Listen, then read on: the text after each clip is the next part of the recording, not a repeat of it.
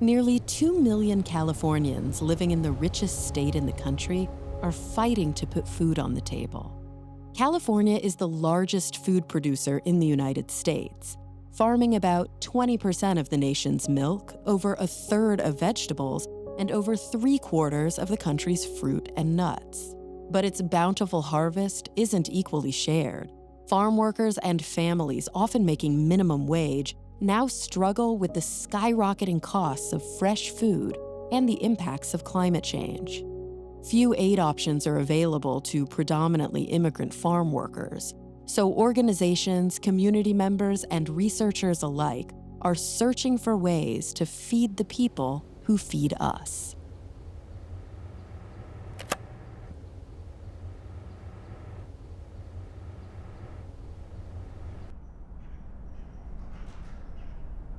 I'm going to divvy out the envelopes for the different stores, and then you're going to build a team of people and go visit these stores and try to build a menu. Students in the agricultural program at Cal Poly San Luis Obispo are tasked with a set budget, a specific store, and have to put together a nutritious meal for a family of 4. Jeff, there you want to be. Oops, sorry. You want to pass that back over there. Another slow food bank.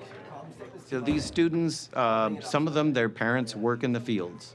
They can get scholarships to come to Cal Poly, and their children will be working in agriculture, but they'll be working in management.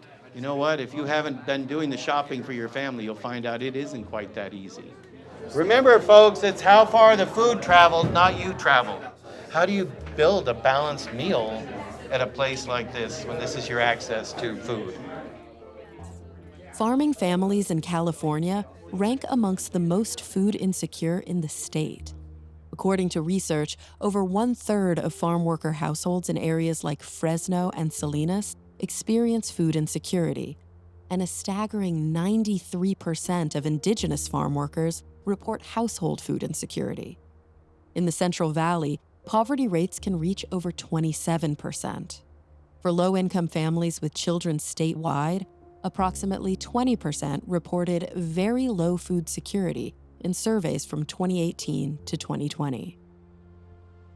I think farmers throughout history have faced those cycles where they need to be creative, they need to be more efficient in what they do. And there are times when, farmers will realize that.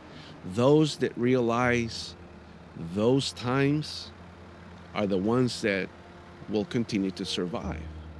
In San Luis Obispo, we've got not even 300,000 people that live here, and right now, more than 31% of those people struggle to afford the basic cost of living. That means that they are regularly struggling or unable to afford housing, fuel, childcare, and importantly, food. San Luis Obispo and Ventura are Central Coast counties. Those two counties have a large agricultural industry, but actually food insecurity in those two counties is higher than the state average. 4.7% for the state. When we talk about food insecurity, what we really mean is people who are unsure where their next meal is coming from or are unable to provide food for themselves. What we know in SLO County is that college students in particular have incredibly high rates of food insecurity. And so not only are we so honored to have our local colleges as part of our food distribution network where we deliver food to fill those pantries and have pop-up distributions on campus, but we also take really seriously the opportunity we have to educate people who maybe are out in a different community for the first time. This movement of the Unemployed Cooperative Relief Association started... The modern history of the U.S. government's efforts to combat food insecurity can be traced back to the Great Depression. Massive unemployment and widespread hunger coincided with agricultural overproduction, leaving farmers with a surplus of crops they couldn't sell. This led the Roosevelt administration to launch federal programs to purchase surplus food, distribute commodities, and pilot an early version of food stamps in 1939. By the late 1960s, charitable organizations like food banks began to emerge, aiming to fill the gaps left by government assistance. In the decades that followed, access to food assistance has fluctuated in response to shifting policy and economic pressures. So historically, we were serving in the high 20s to low 30,000 people on average every month here in San Luis Obispo. When COVID hit, there was a huge sea change. There was tremendous unemployment, but there were also things that came in, like expanded money for people to be able to buy groceries. There were enhanced child tax credits.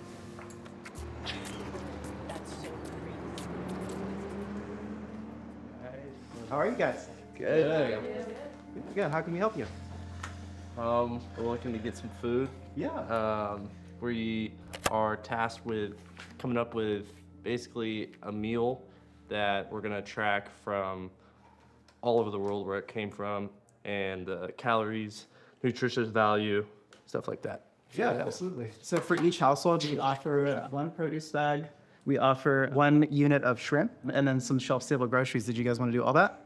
Yeah. The UCLA Center for Health Policy Research has been conducting a decades-long health survey in California. I'd like to see what it is for California. This is for all adults in California. That 4.7%, almost 5%, are going to bed hungry. We're slightly higher than the rest of the US, which is kind of shocking because we're purportedly like a very wealthy state. California Health Interview Survey, or I'll fondly call us CHIS, is the nation's largest ongoing population health survey. We interview about 20,000 households each year. We've been doing this since 2001, and we provide the definitive snapshot each year of what Californians are experiencing in terms of access to healthcare, but also their well-being and what's happening in their neighborhoods as well. You know, somebody loses their job and they don't have their paycheck anymore, to ensure that there's a meal at the table every night. But if you drill down, as our data allows us to, for different counties, that we're seeing as high as 12% food insecurity. We've established associations, some patterns of what we call these social drivers. Think then what policymakers then ask is, I want to know what's going on in my county, my congressional district, what's going on here. So our data serves the people of California and serves the people in terms of ensuring that their health is addressed, it's improved. Now, let's look at Fresno County because it might be a different story for a primarily food-growing area. I find it just to be very interesting that it's such an agricultural hub, and it's like a lot of food coming out of there, and it's like the food insecurity is high. Prolonged droughts, extreme heat, and increasingly frequent floods have damaged fields and forced temporary shutdowns of harvest operations. Between 2020 and 2022 alone, climate-related drought conditions cost the state's agricultural sector an estimated $2 billion and nearly 20,000 jobs. For farm workers, many of whom are paid by the hour or per yield, this led to suffering reduced work hours and dangerous heat waves. But there are farmers and organizations that are working to address food inequality and climate change. My daddy worked here for this company for, I believe, 32 years. I guess you could say I followed his footsteps. You guys check the filter, see if it's locked up? Climate change, it is a reality, and I'll tell you why. Usually plants, since they're living creatures, they respond, right, to rain, wind, sun, and all of these factors. The cycle of life of a tree and the production of a tree responds to all of these environmental conditions in a way that, for example, flowering cycles. When a tree flowers, back in the days, our grandparents used to write on a calendar the first day of rain, the first day of a freeze or temperatures reaching X, Y, and Z. And pretty much every year it happened the same way. By March 15, we will be planting. By August 15, we will start our harvesting and so on. So plants are cyclical. Nowadays, sometimes those flowering cycles are not the same anymore as they used to be because they're responding differently to climatic conditions. For example, the droughts that we've had in California, we've had to accommodate and shift our irrigation cycles, the amount of water that we provide to our trees, and so on. So definitely, if there's somebody feeling climate change, are farmers.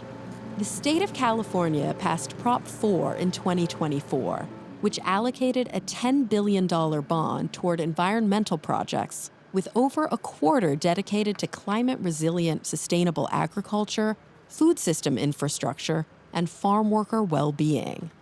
Responsible water mitigation and the availability of funding for new technologies to small farmers included in the measure stood alongside efforts to fund farm worker housing, affordable drinking water, and local food infrastructure. Nowadays, farmers have a very interesting arena in terms of technology. We here at Limonada, we've been very open to start seeing what technologies out there could help us create those platforms for our labor force to be more efficient. For example, water use. We now have included platforms here that we can measure exactly what the transpiration rate of a plant is. When I first started on the farm, I was in charge of irrigation. From there, I started spraying for weeds, and then little by little started moving up. And I became a lead man. The responsibilities of being a lead man is to make sure the ranches are well maintained. If you see anything that doesn't look good, that's out in the view, like to take care of it, and just make sure everything's running good. Irrigation, be on top of everything. How do we cope with harvest in the future? And how do we maximize the use of land? And so one thing is we have to create the new forms of how we are going to include robotics into, for example, harvesting. And it's not really creating a conflict with labor. It's basically setting up a stage for a different type of labor in the near future. Just helps you spray the exact amount that doesn't overspray. You don't have to be driving it. Everything's recorded already. Like a robot. It works on its own. The old school farmers are afraid to it because they don't understand the new technologies and how to really approach technology. For farmers and workers in general, it's a huge opportunity for them to grow and learn other stuff. And that gives them value. I really like to teach them new stuff like this drone stuff or autonomous tractors or whatever. And it's gonna give them tools. I mean, not just for us right now, but in the future, it's gonna open doors to them to grow. Technology in modern farm gave us tons of data that we don't have back in the day. So, for example, if we're gonna spray with the data we acquired with the drone, we know for a fact the amount of water we have to spray or product we have to spray. In terms of use of fertilizers or pesticides or chemicals, we are on point. We are producing food for people, right? And that takes really good care, and we need to be really good in what we do because we're feeding the world. One of the things that we've been seeing is that younger generations don't seem very interested in farming. So how do we create a platform that attracts younger generations to farming So by the inclusion of autonomous tractors, by the inclusion of technified irrigation systems, drone usage, data platforms. One interesting thing that we do here at Limonada is, for example, all of the green waste generated by our households in Ventura County that get picked up are brought here to our farm. And we have a 20-acre site where all of this green waste from landscaping, clippings, and so on are turned into compost. And then all that compost is used here on our farms. And all of this, I think more people is going to be interested, or more younger generations are going to be interested in farming. Limonada, because of the setting of this company, right? A lot of our working force, it's been here for 20, 30 years, working in these farms, living in the farm. If you are in a place where you feel, good, that you feel that you're being well treated and so on, you want to stay there. So now we are going through a cultural change, right? As we continue to include more technology in what we do, we have to be able to also work with our working force to generate spaces for them also to be curious and to wanting to continue to farm with us. We provide food to thousands of people who are food insecure, and we get food from a variety of different sources, and we bring it in, we store it, we sort it, and we distribute it through a network of 174 different nonprofit partners who are feeding those who need food, or be able to provide them with the services that they need with non-grocery items such as diapers or feminine hygiene products. All of that goes to help our neighbors in need. Last year, Food Share served 267,000 individuals in Ventura County. A large portion of the number of people that we are serving are our farm workers. Ventura County is a huge agricultural community, and we have a lot of farm workers who come in. Some are migrant and some are live here full time, because the beautiful weather that we have allows us to be able to farm year round. The food process is actually quite amazing, that we get food from a variety of different sources. One is that we're collecting from grocery stores, from our retail partners. So every day there's food that they no longer can sell, but it's still good. We had no rescue, right? Was it? The food from each day's rounds will move in a short amount of time back to the warehouse so it can be packaged and distributed to local food pantries. It's a daily process that cycles food to people who might not have access to quality meals. We also get other donations from farmers. We're getting from the Port of Wainimi. We're getting from people's backyards. But then we also get food drives. Last year, it was nearly 20 million pounds of food that came in and out through our network of pantry partners. It's quite amazing what we're able to accomplish with such a small workforce. Paid staff, we're about 40 employees full-time, but it's our volunteer workforce of 4,400 volunteers helped us last year. So they provided over 40,000 hours of service to us, and they're the ones who are doing all of this. They're doing all the beauty of helping us pack boxes and sort food.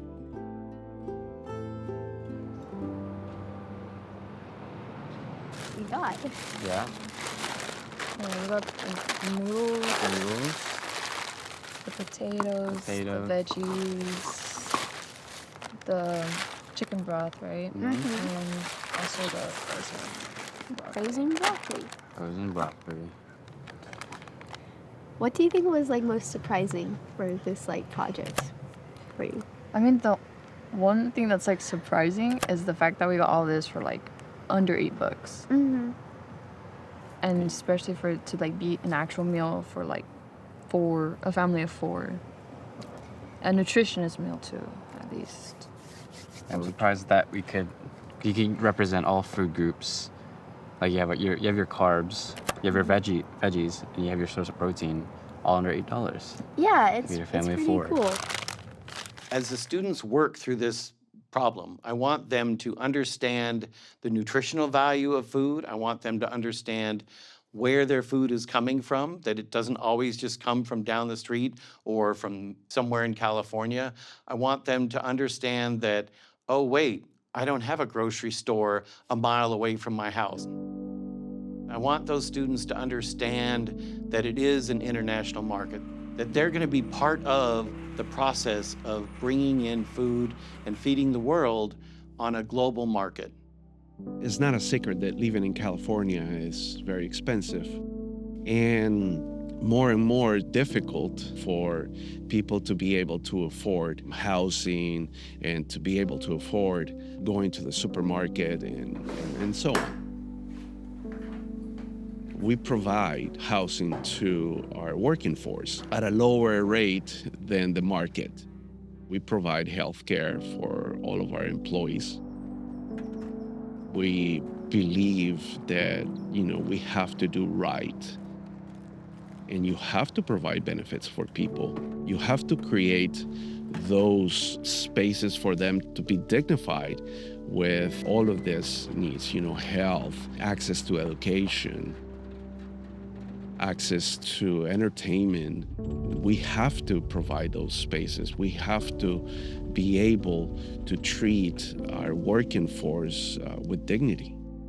Being a steward of the land, it means many things. How do you preserve your land? How do you take care of it for future generations and for future production for the world to feed?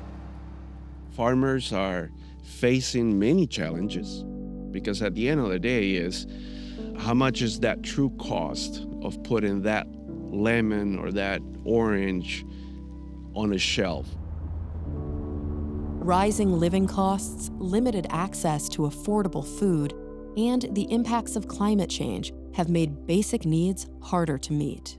But food assistance programs, climate-resilient farming, and new models for worker support are beginning to take shape.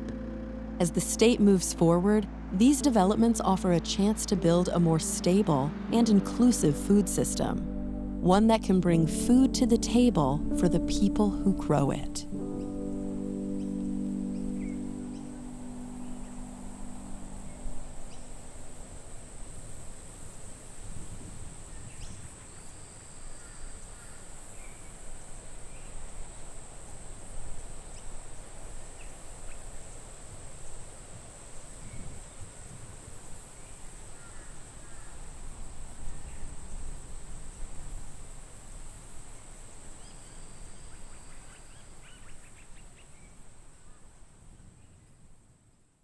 Thanks for watching. If you like this story, don't forget to like, comment, and subscribe for more.